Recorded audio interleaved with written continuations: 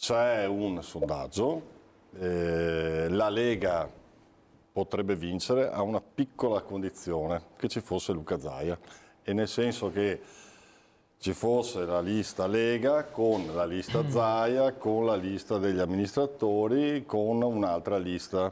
Okay?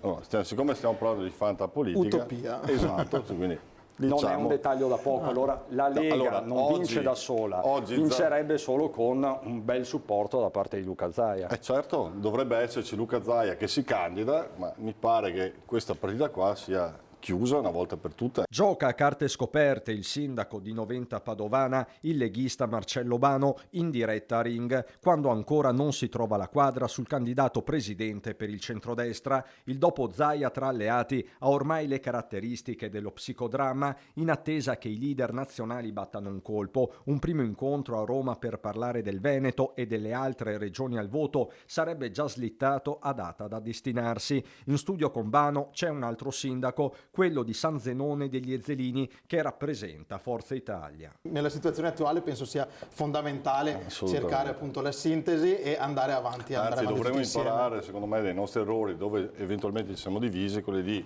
incominciare subito, a prescindere dai risultati, a ricompattare il centrodestra. Questo l'obiettivo dichiarato, nonostante le fibrillazioni siano di fatto quotidiane, con il forzista Flavio Tosi tornato ad attaccare la giunta Zaia sulla sanità. Tutto questo mentre il tempo scorre. Da Bano un invito. Non sottovalutiamo l'importanza del candidato, anche perché qua abbiamo un'eredità molto pesante che è quella di Luca Zaia.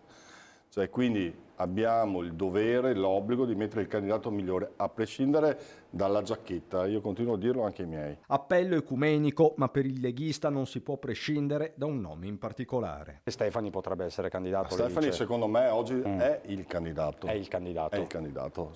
Allora, per quanto mi riguarda, oggi Alberto è il candidato.